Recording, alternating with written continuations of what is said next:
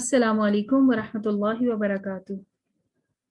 उम्मीद है आप सब खैरियत से होंगे और पहले और दूसरे सिपारे की तफसीर भी आपने सुन ली होगी इंशाल्लाह। तो चलिए आज के पारे की तरफ चलते हैं और आज हम मुख्तसर जायज़ा लेंगे तीसरे सिपारे का। औज़ु बिल्लाहि मिनश शैतानिर रजीम, बिस्मिल्लाहिर रहमानिर रहीम। रब्बिश्रह ली सदरी व यस्सिर ली अमरी वहलुल उक़दतम मिन लिसानी यफ़क़हू क़ौली रब्बि ज़िदनी इल्मा वरज़ुक़नी फ़हमा। आमीन या रब्बल आलमीन। तिलकर रुसुल फ़द्दलना बअदहुम अला बअद मिनहुम मन कल्लमल्लाहु व रफ़अ बअदहुम दरजात व आतैना ईसा इब्न मरियम अल बय्यिनात व अय्यदनाहु बिरूहिल कुदस। सेकंड पारे का एंड हुआ था एक आयत पर जिसमें अल्लाह ताला ने फरमाया था कि अल्लाह की आयत हैं जो कि ठीक ठीक आपको सुना दी गई हैं और यकीनन तुम यानी कि आप सल्लल्लाहु अलैहि वसल्लम रसूलों में से हैं। और इस बारे में इसके आगाज में अल्लाह ताला क्या बता रहे हैं, तिलकर रसूल फद्दलना बाज़हुम अला बाज़, ये रसूल जिनमें से बाज को हमने बाज पर फजीलत अता फरमाई है, किसी को कोई मुकाम और किसी को कोई दूसरा मुकाम अता फरमाया है। जैसे कि ईसा इब्ने मरियम को बगैर बाप के पैदा किया। फिर उनमें से कुछ ऐसे हैं जो इनसे अल्लाह ताला ने खुद कलाम किया, जैसे कि हज़रत मूसा अलैहिस्सलाम, और खुद नबी करीम सल्लल्लाहु अलैहि वसल्लम जब मेराज पर गए थे तो आपने अल्लाह ताला से डायरेक्ट कलाम किया था। और इसी तरह और भी जितने भी अंबिया हैं आप उनके सोचते चले जाएं और उनकी फजीलतें सोचते चले जाएं। हज़रत इब्राहीम, हज़रत आदम, हज़रत मूसा, हज़रत ईसा, हज़रत नूह अलैहिस्सलाम, हज़रत यूसुफ, मतलब जिस भी नबी को आप जब आप इमेजिन करते हैं तो आपको उनकी कोई एक अलग ही क्वालिटी दिखाई देती है। तो ये अल्लाह ताला का इनाम है कि उसने किसी को किसी चीज़ पर फजीलत दी और किसी दूसरे को किसी दूसरी चीज़ पर फजीलत दी। और इस आयत में हमारे लिए भी समझने का ये सबक है कि आम इंसानों में भी अल्लाह ताला फजीलत में लोगों को अलग अलग बनाते हैं। इवन आपस में बहन भाई भी एक जैसे नहीं होते, उनके हालात भी एक जैसे नहीं होते, उनकी शक्ल सूरत और बहुत सी चीज़ें मुख्तलिफ होती हैं। तो वो क्या है, ये अल्लाह ताला की तकसीम है। अल्लाह ताला जिसे जो चीज़ चाहता है ज़्यादा देता है, जिसे जो चीज़ चाहता है कम अता फरमाता है। लेकिन अंबिया जो है वो आम इंसानों से बढ़कर होते हैं, इंसानों में से ही चूज किए जाते हैं, लेकिन उनका दर्जा आम इंसानों से बुलंद होता है। क्योंकि अल्लाह ताला ने, एक तो ये कि नबी अल्लाह ताला खुद बनाते हैं, कोई अपनी मर्जी से नहीं बनता। दूसरा ये कि उनका मुकाम इतना बड़ा होता है कि उन्होंने पूरी इंसानियत की तालीम का काम करना है, उनको अल्लाह ताला से जोड़ने का काम करना है, लिहाजा वो स्पेशल लोग हैं। अंबिया के बारे में मुख्तलिफ रवायात आती हैं। अक्सर रवायत में आता है कि 1,24,000 नबी आए, कुछ में आता है 1,14,000 और कुछ में 1,04,000 तक की भी रवायत आती है। बहरहाल जितने भी अंबिया आए मोर देन 1 लाख थे और वो मुख्तलिफ इलाकों में, मुख्तलिफ औकात में, मुख्तलिफ कौमों की तरफ आए और मकसद सबका एक ही था, अल्लाह से जोड़ना। तो ये आयत बयान करने के बाद अल्लाह ताला फरमाते हैं, या अय्युहल्लज़ीना आमनू अनफ़िक़ू मिम्मा रज़क़नाकुम मिन क़ब्ल अन यअतिय यौमुन ला बैउन फ़ीहि वला ख़ुल्ला वला शफ़ाअ। ए लोगों जो ईमान लाए हो, अल्लाह की राह में खर्च करो उस दिन से पहले कि जिस दिन कोई तजारत नहीं होगी, ना कोई दोस्त होगा ना कोई सिफारिशी होगा। क्या खर्च करो? वो खर्च करो जो तुम्हारे पास है, जो अल्लाह ने तुम्हें दिया उसमें से दूसरों को भी दो। ये एक ऐसा जेस्चर है जो कि अल्लाह ताला को बेहद पसंद है। पिछली अक़वाम में इसका तरीका कुछ और हुआ करता था कि सदका और खैरात जो चीज़ करनी होती थी वो जाके बाहर मैदान में रख दी जाती थी। आसमान से आग आती थी और उसको भस्म कर देती थी, जला देती थी। तो पता चलता था कि फलाँ का सदका कबूल हो गया। लेकिन हमारी उम्मत में अल्लाह ताला का एहसान है कि अल्लाह ताला ने हमारी दी हुई चीज़ों को आग से नहीं जलाया, बल्कि क्या कहा, अपने ही इर्द-गिर्द लोगों को दे दो। अब इसके अंदर मालो असबाब भी हो सकते हैं, इसके अंदर लिबास भी हो सकता है, अपनी एक्सेसरीज भी हो सकती हैं, इल्म भी हो सकता है।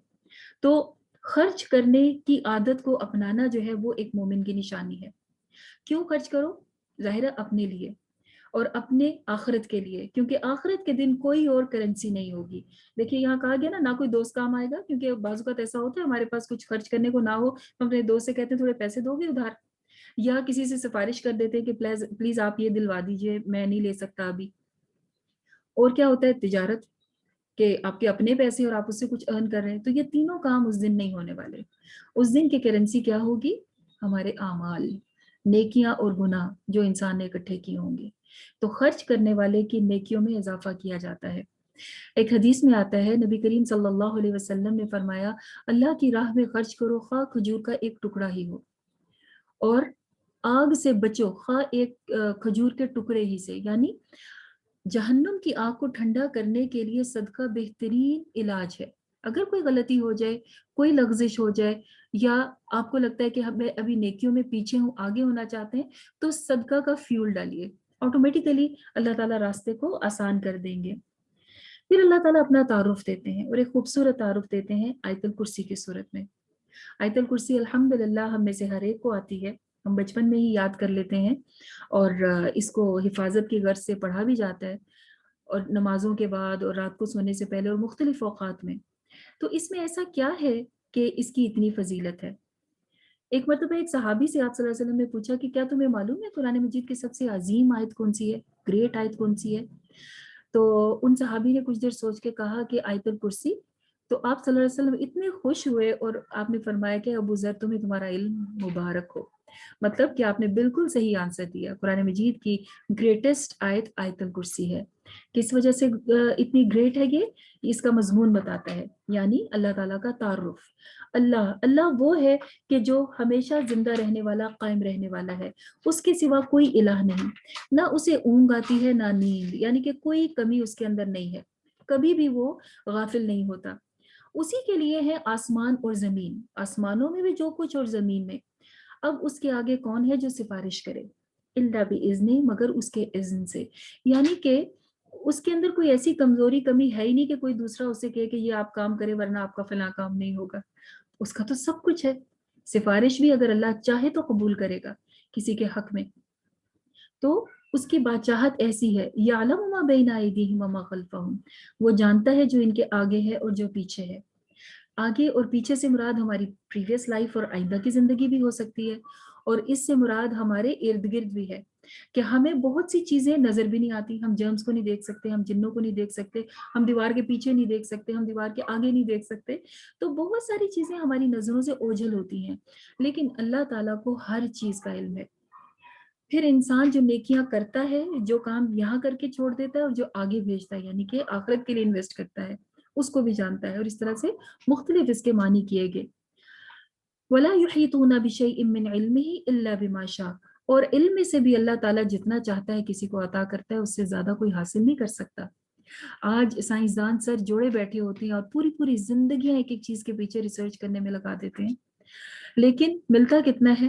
الا بما شاء، جو اللہ چاہتا ہے اتنا ہی مل سکتا ہے۔ انسان کی عقل، انسان کے علم، ان سب کی لمٹ ہے، اس سے زیادہ ہمیں سمجھ نہیں آتا، لیکن قرآن پاک ہمیں کچھ ایسی چیزوں کا ادراک کراتا ہے جو ہم ابھی نہیں دیکھ سکتے، ٹھیک ہے؟ جیسے 7 آسمانوں کا ذکر کیا، ہم ابھی نہیں دیکھ سکتے، جنت اور جہنم کا ذکر کیا، ہم ابھی نہیں دیکھ سکتے، لیکن قرآن مجید ہمیں وہ والا ویژن بھی ہمیں دکھاتا ہے، دیتا ہے کہ جو ابھی ہمارے لیے پاسبل نہیں ہے ہیومن ہونے کے ناطے۔ وسیع کرسی السماوات والارض، اللہ کی کرسی آسمان اور زمین پر چھائی ہوئی ہے۔ اب یہ کرسی کیا ہے؟ کیا ایسی ہی کرسی جس پہ ہم بیٹھتے ہیں؟ اس سے مراد ہے اللہ تعالیٰ کی بادشاہت، اللہ تعالیٰ کی ملکیت، ٹھیک ہے؟ کسی کے کنگ ہونے کی نشانی بھی تو کرسی ہی ہوتی ہے نا، یا کسی کے وزیر ہونے کی بھی کرسی، تو کرسی ایک علامت بھی ہے۔ تو اللہ تعالیٰ کی بادشاہت کس پہ پھیلی ہوئی ہے؟ تمام آسمان و زمین پر پھیلی ہوئی ہے، اور اللہ تعالیٰ کو ان سب کی حفاظت تھکاتی نہیں ہے، کیونکہ وہ بہت بلند اور بہت عظمت والا ہے۔ ایک حدیث میں آپ صلی اللہ علیہ وسلم نے یہ بتایا کہ اللہ تعالیٰ کی کرسی کیا ہے اور وہ کتنی بڑی ہے۔ آپ صلی اللہ علیہ وسلم نے فرمایا اللہ کی کرسی کی مثال ایسے ہے جیسے کہ ایک صحرا کے اندر ایک چھلا، یعنی کہ سارے آسمان اور زمین ایک چھلا، یعنی کہ ایک رنگ جیسے ہیں، اور باقی پورے کا پورا ڈیزرٹ جو ہے وہ اللہ تعالیٰ کی سلطنت ہے، اللہ تعالیٰ کی بادشاہت ہے۔ اگر کبھی آپ کا اتفاق ہوا ڈیزرٹ میں جانے کا، ڈیزرٹ میں اگر کوئی چیز گر جائے بول تو وہ ریت کے اندر چلی جاتی ہے اور آپ کو وہاں ڈھونڈنا پڑے، امپاسبل ہے کہ آپ کچھ ڈھونڈ سکیں۔ تو یہ آسمان اور زمین جن کا اینڈ آج تک ہم نے دیکھا نہیں ہے، یہ ایک چھلے جتنے ہیں اللہ تعالیٰ کی بادشاہت کے مقابلے میں، جیسے کہ ریگستان میں ایک چھلا، ٹھیک ہے؟ تو اس آیت سے ہمیں کم از کم یہ اندازہ تو ہونے لگتا ہے کہ اللہ تعالیٰ کی عظمت کتنی بڑی ہے۔ اور جب حفاظت کے لیے کہا گیا کہ پڑھے تو کیا ہوتا ہے، جب ہم اللہ تعالیٰ کو اس کی اتنی بڑی بڑی صفات کے ساتھ پکارتے ہیں تو ہمیں وہ سیکیورٹی محسوس ہونے لگتی ہے۔ हम महसूस करने लगते हैं कि हमारा अल्लाह जिसके हाथ में सब कुछ है वो मेरे साथ है, फिर हम नडर हो जाते हैं, फिर हमें खौफ नहीं आता किसी मामूली सी चीज से। इसके बाद अल्लाह ताला फरमाते हैं कि अल्लाह उन लोगों के दोस्त हैं जो कि ईमान लेकर आते हैं। अल्लाह ताला भी फ्रेंड बनते हैं, प्रॉफिट्स के भी फ्रेंड होते हैं, और आम इंसानों में से किसके फ्रेंड होते हैं? जो ईमान लाते हैं। उनको अंधेरों से निकाल के रोशनी की तरफ भी ले आते हैं। ये अंधेरे डार्कनेस भी हो सकती है, और ये अंधेरे कुफर और जहालत के भी हो सकते हैं। उनसे निकाल के अल्लाह ताला रोशनी में ले आता है अपने ईमान वालों को। और जो लोग कुफर करते हैं उनका दोस्त तागूत होता है। तागूत कौन है? तागूत से मुराद हर सरकश ताकत है, इससे मुराद शैतान भी है, और हर ईवल जो कि अल्लाह ताला के मुकाबले पे हो, जो आपको अल्लाह से दूर करने की रीजन बने। ठीक है, तो इसमें बहुत सारी चीजें आ जाती हैं। तो ऐसे लोगों को अल्लाह ताला जो कि तागूत की पैरवी करते हैं उनको रोशनी से अंधेरे में ले जाता है, और वो फिर जहन्नुम में जाने वाले हैं, जहां वो हमेशा हमेशा रहेंगे। इसके बाद अल्लाह ताला अंधेरे से नूर और नूर से अंधेरे में जाने वाले लोगों की बात समझाने के लिए हमें चंद एक एग्जाम्पल देते हैं। सबसे पहला वाकया तो आता है हजरत इब्राहिम अलैहिस्सलाम का, कि जब उनका सामना हुआ था नमरूद बादशाह से, और उसने हजरत इब्राहिम से कहा कि तुम्हारा रब कौन है, बताओ अपने रब के बारे में। तो हजरत इब्राहिम ने फरमाया कि मेरा रब वो है जो कि जिंदगी और मौत देता है, यानी कि बका और इंतहा सब उसके हाथ में है, बनाने वाला ही वो और एंड करने वाला ही वो। लेकिन उसको ये बात समझ नहीं आई, वो समझा कि शायद जिंदा करना और मौत देना। उसने दो गुलाम मंगवाए, एक को जिंदा छुड़वा दिया और एक को कत्ल करवा दिया। कहते लो, जिंदगी और मौत तो मैंने भी दे दी।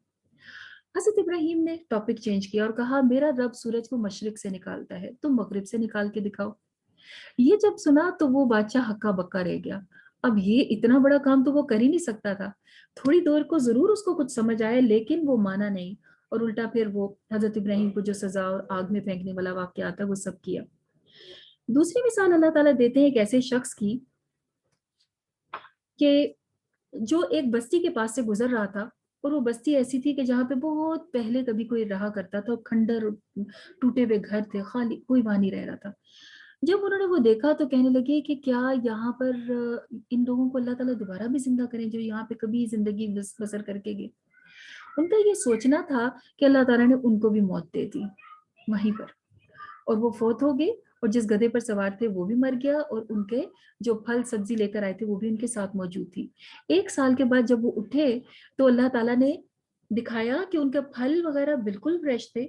आफ्टर 100 ईयर्स वो उठे, और 100 ईयर्स के बाद एक तो अल्लाह ताला ने उनको मरने के बाद जिंदा किया, और फिर उनको एग्जाम्पल दिखाने के लिए कि देखो 100 ईयर्स में तुम्हारे गधे का क्या हाल हो गया, उसका गोश्त पोस्ट सब खत्म हो गया, हड्डियां टूट के पिंजर हो गई थी, और फल बिल्कुल फ्रेश था।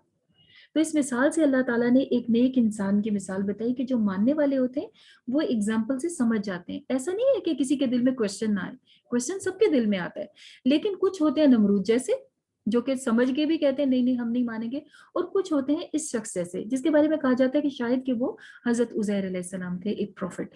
और नहीं तो यहाँ पर मर्रा वकल्लजी मर्रा अला करियतिन आया है, तो वो शख्स जो कि गुजरा एक बस्ती से, तो कोई कोई भी इंसान हो सकता है।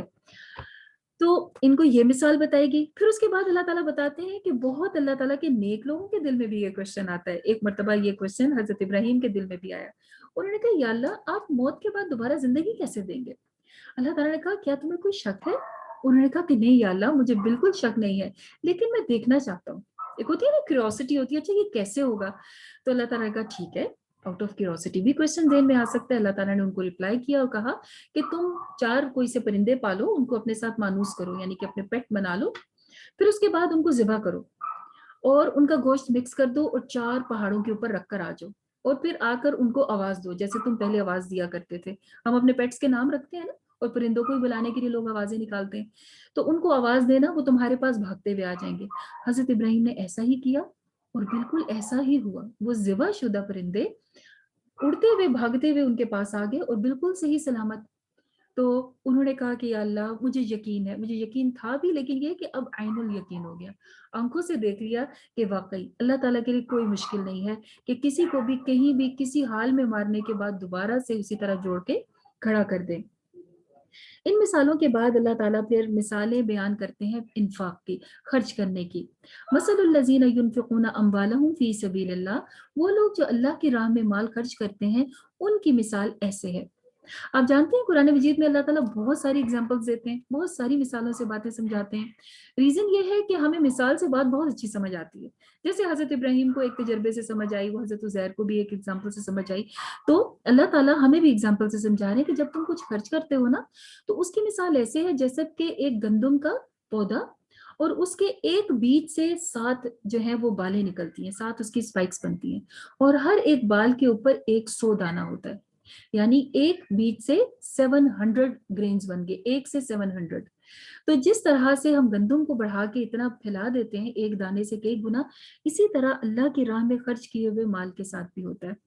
وہ بھی اللہ تعالیٰ بڑھا دیتے ہیں. واللہ یضاعف لمن یشاء، اور صرف 1 سے 700 تک نہیں، اور جس کے لیے اللہ تعالیٰ جتنا چاہتے ہیں اور بھی زیادہ بڑھا دیتے ہیں. کیسے بڑھتا ہے؟ یہ بڑھتا ہے انسان کی نیت سے، کہ وہ کس نیت سے، کس مشکل سے اور کس کے لیے کر رہا ہے. اگر تو شاباش واہ واہ لینی ہے اور بینرز لگوانے ہیں اور تالیاں بجوانی ہے، تو پھر وہی ملے گا جس کے لیے خرچ کیا. لیکن اگر اللہ کی رضا کے لیے خرچ کرنا ہے تو اس کے لیے پھر اپنی نیت کو خالص کرنا ہوگا. پھر کبھی چھپے خرچ کرنا ہوگا، کبھی ظاہر خرچ کرنا ہوگا. پھر تو انسان کی عادت ہوگی نا کہ وہ اللہ کی راہ میں خرچ کرتا ہے.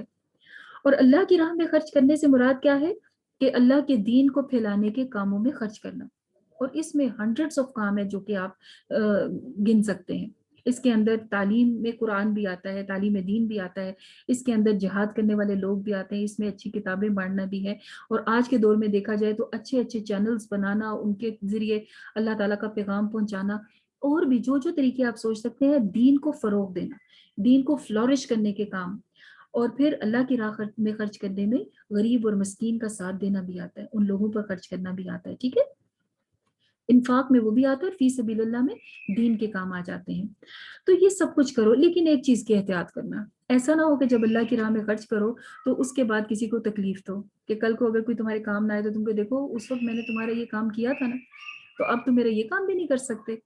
اللہ تعالیٰ کہتے ہیں ایسا نہ کرنا، نہ تکلیف دینا اور نہ ہی احسان جتانا، کیونکہ اس سے بہتر ہے کہ تم نیکی نہ کرو، تم کسی کے اوپر خرچ نہ کرو. ٹھیک ہے، کیونکہ جو لیتا ہے نا وہ بہت امبیرس فیل کرتا ہے اگر کسی کو بتایا جائے کہ میں نے اس کو یہ چیز لے کر دی ہے، اور خاص طور پہ جب کوئی مشکل میں ہو اور آپ اس کا ساتھ دیں.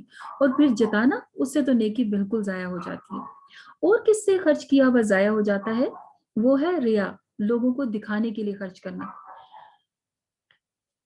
اور دکھاوا جو ہے وہ تو اخلاص کی موت ہے. مطلب اخلاص یعنی اللہ کی راہ میں خرچ کرنا اور دکھاوا بالکل اپوزٹ چیزیں ہیں.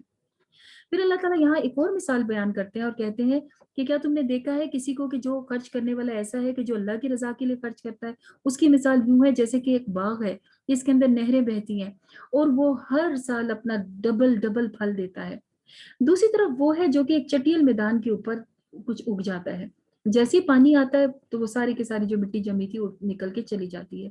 تو ریاکار کی مثال ایسی ہے جیسے کہ چٹیل زمین پہ کچھ اگا دے، اور مومن کی اخلاص نیت سے خرچ کرنے والے کی مثال ایسی ہے جو کہ بہت اچھی زمین پر بہت اچھی مٹی لے کر اور بہت اچھے جو ہے وہ کراپس اگائے. پھر آگے اللہ تعالیٰ فرماتے ہیں کہ اے لوگوں جو ایمان لائے ہو، تم لوگ کبھی بھی خبائث برے کاموں کے پیچھے نہ جانا. اللہ کی راہ میں خرچ کرنا اور کبھی بھی برے کو اچھے کو مکس نہ کرنا، جیسے کہ حلال اور حرام کام کو، حلال اور حرام پیسے کو مکس نہ کیا جائے.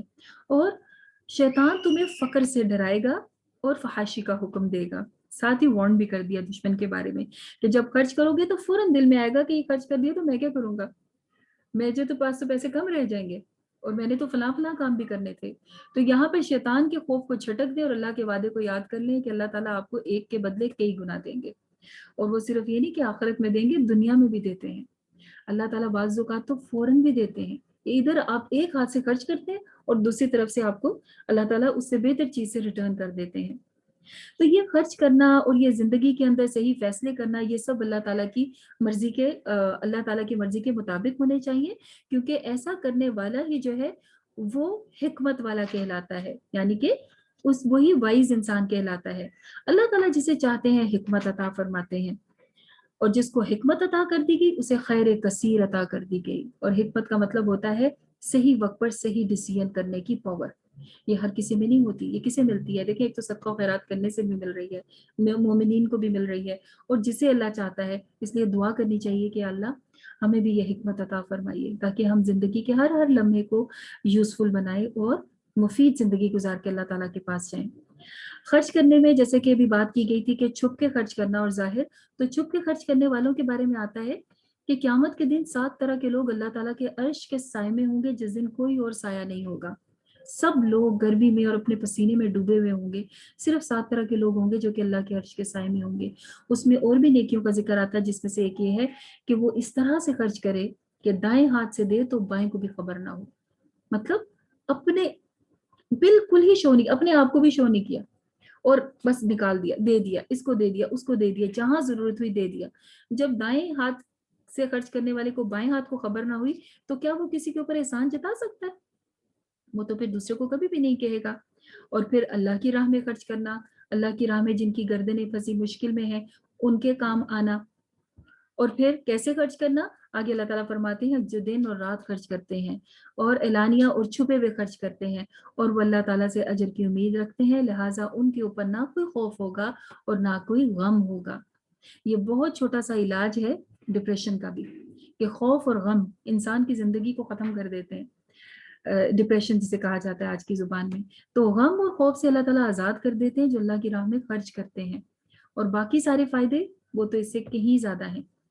پھر فرمایا کہ الذین یأکلون الربا لا یقومون الا کما یقوم الذی یتخبطہ الشیطان من المس. اس کے بعد پھر پیسے خرچ کرنے کے متعلق یہ ایک اور چیز کے بارے میں بھی اللہ تعالیٰ تعارف دیتے ہیں، اور وہ ہے سود. ٹھیک ہے، جسے ربا عربک میں کہا جاتا ہے اور انگلش کے عام ٹرم میں اسے انٹرسٹ کہا جاتا ہے، جو پیسے کے اوپر دیا جاتا ہے بینکس وغیرہ کے تھرو، یا اور بھی بہت سے اس کے طریقے ہیں، ان کا علم بھی ہمیں ہونا چاہیے. یہاں پہ ان شارٹ اللہ تعالیٰ نے بتایا ہے کہ جو لوگ ربا کھاتے ہیں، سود کا پیسہ کھاتے ہیں، ان کی مثال ایسے ہے جیسے کہ شیطان نے انہیں چھو کر پاگل کر دیا، باولا بنا دیا، اور وہ پاگلوں جیسی حرکت کرتے ہیں پیسے کے لیے. وہ بالکل دیوانے ہوئے ہوتے ہیں کہ یہاں سے بھی آ جائے، وہاں سے بھی آ جائے، اور پھر کہتے ہیں کہ تجارت بھی تو سود کی طرح ہے. اللہ تعالیٰ کہتے ہیں نہیں، تجارت تو بالکل اور چیز ہے، اور وہ تو نفع بخش چیز ہے اور پسندیدہ کام ہے. لیکن سود جو ہے اس میں ایک ہی انسان امیر ہوتا چلا جاتا ہے اور باقی لوگ غریب ہوتے چلے جاتے ہیں. اور بھی اس کی بہت ساری قباحتیں ہیں جس کی وجہ سے اللہ تعالیٰ نے منع کیا. اور سب سے ڈرا دینے والی آیت یہ ہے کہ اللہ تعالیٰ فرماتے ہیں کہ جو سود کا لین دین کرتے ہیں اور اس سے باز نہیں آتے، وہ اللہ اور اس کے رسول کے ساتھ جنگ کے لیے تیار ہو جائیں. یہ بہت زیادہ بڑا چیلنج ہے جو اللہ تعالیٰ نے دیا سود کا کاروبار کرنے والوں کو. اللہ تعالیٰ ہم سب کو محفوظ رکھے اس سے، اور کوشش کر کے علم حاصل کرنا چاہیے اس کے بارے میں، کیونکہ اب تو سود کی ایسی ایسی قسمیں آ چکی ہوئی ہیں کہ ہم لوگوں کو پتہ بھی نہیں چلتا. بہت سارے پرائز بانڈز اور بہت سارے انعامات کے جھانسے میں لا کر لوگوں کو سود میں پھنسا دیا جاتا ہے. تو اللہ تعالیٰ ہمیں محفوظ رکھے. اس کے بعد ایک آیت آتی ہے جسے کہ آیت دین کہا جاتا ہے. یہ قرآن مجید کی سب سے لمبی آیت ہے، بہت طویل آیت ہے، تقریباً 1 رکوع کی. دین کسے کہتے ہیں؟ ادھار یا قرض کو. اب یہ دیکھیں کہ سود میں بھی کیا ہوتا ہے، قرض ہی دیا جاتا ہے لیکن اس کے اوپر قرض دینے کی فیس لی جاتی ہے. لیکن مسلمان جب دیتا ہے قرض تو وہ قرض جتنا دیتا ہے اتنا ہی واپس لیتا ہے. لیکن اس کے بھی کچھ مینرز ہیں اور وہ اللہ تعالیٰ نے یہاں سکھائے، کیا کہہ کر کہ جب بھی قرض کا لین دین کرو، یعنی کہ کوئی بڑی رقم اور کوئی ڈیلنگ کرنی ہے تو اس کے اندر لکھ لیا کرو. مطلب کہ املا کروائے وہ جس نے کہ قرضہ لیا ہے، اور پھر ایک کاتب لکھنے والا لکھے، وہ بھی اللہ تعالیٰ سے ڈرتے ہوئے لکھے، صحیح صحیح بات لکھے. اور اس وقت وہ بھی موجود ہوگا جس نے قرض دیا اور وہ بھی موجود ہوگا جس نے قرضہ لیا، اور وہاں پر 2 گواہ بھی موجود ہونے چاہیے. ٹھیک ہے، گواہوں کی موجودگی میں یہ کام کیا جائے. اور اگر 2 مرد نہ ہو تو 1 مرد کی جگہ 2 عورتیں. ٹھیک ہے، کہ گواہ کا ہونا بھی ضروری ہے. ہاں، روزمرہ کے جو لین دین ہے، جیسے دکان پہ ہم کچھ خریدنے جاتے ہیں یا کہیں پہ کچھ کرتے ہیں، اس کے لیے لکھت پڑھت ضروری نہیں ہے، لیکن بڑی بڑی ڈیلنگز میں چاہیے. اور جس طرح کاروباری لین دین ہوتا ہے یا کوئی ایسی بڑی رقم کہ جو آپ کو واپس وصول کرنی ہے، تو اس میں بہت سارے لڑائی جھگڑوں سے بچا جا سکتا ہے اگر انسان اس کے اوپر عمل کرے. پھر آتا ہے قرآن سورہ البقرہ کا اینڈ، اور آخری آیات آتی ہیں جس کے اندر اللہ تعالیٰ کیا فرماتے ہیں، اللہ کے لیے ہے آسمان اور زمین اور جو کچھ اس کے اندر ہے، اور اگر تم کچھ چھپاؤ یا ظاہر کرو سب کو اللہ تعالیٰ جانتا ہے. اور پھر یحاسبکم بہ اللہ، اور اللہ تعالیٰ اس کا حساب بھی لے گا. ایسا نہیں ہے کہ جو ہم دکھا کے کرتے ہیں اللہ تعالیٰ اس کا پوچھیں گے، جو ہم نے چھپ کے کیا وہ کسی کو پتہ ہی نہیں چلے گا. وہ سب بھی اللہ تعالیٰ کے علم ہے اور اللہ تعالیٰ اس کا بھی حساب لیں گے۔ پھر آخری دو آیات جن کی فضیلت یہ آتی ہے کہ وہ عرش کے خاص خزانے میں سے عطا فرمائی گئیں، یعنی آمن الرسول بما انزل الیہ من ربہ والمؤمنون، خاص تحائف تھے نا ایک سورہ الفاتحہ اور یہ والی دو آیات جو آپ صلی اللہ علیہ وسلم کو ہی تحفے میں ملی تھی۔ اس میں کیا ذکر کیا گیا؟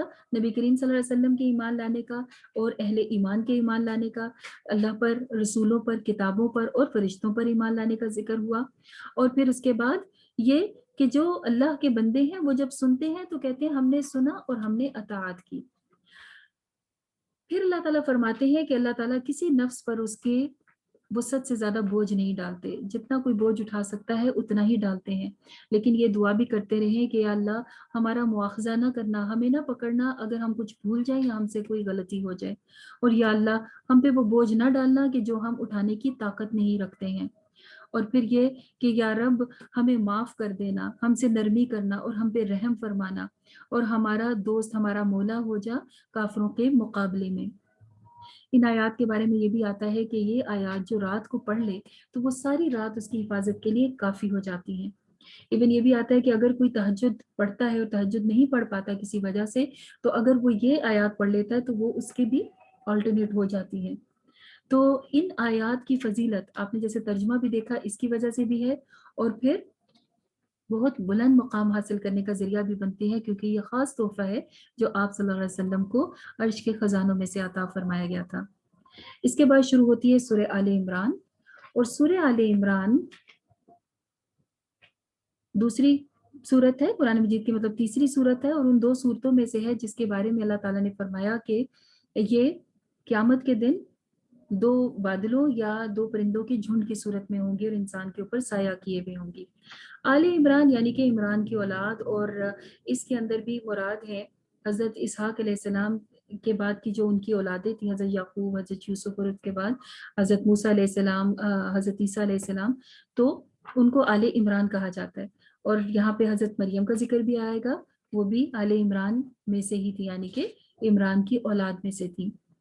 سورت کا آغاز ہوتا ہے الف لام میم سے، اللہ لا الہ الا هو الحی القیوم، اللہ وہ ہے جو کہ زندہ ہے اور قائم رہنے والا ہے، جس نے تم پر نازل کی کتاب تصدیق کرنے والی ہے جو تمہارے سامنے ہے اور جو پیچھے، اور اس سے پہلے اللہ تعالیٰ نے تورات اور انجیل بھی نازل فرمائی تھی، ٹھیک ہے، پہلے نبی بھی بھیجے تھے اور پہلے کتب بھی نازل فرمائی تھی۔